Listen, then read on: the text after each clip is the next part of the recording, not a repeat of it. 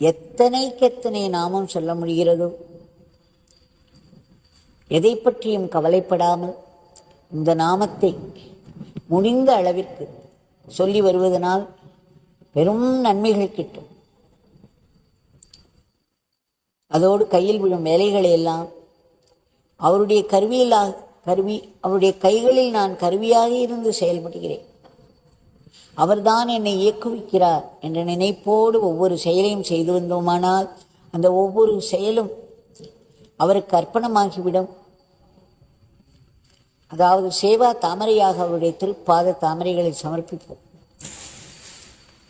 இது தவிர வேறு செய்வதற்கு என்ன இருக்கிறது? நம்முடைய பகவான் இவ்வளவு பெரிய பிரம்மாண்டமான ஒரு ஆசிரமத்தை கட்டியிருக்கிறார். ஆசிரமமே வேண்டாம் என்று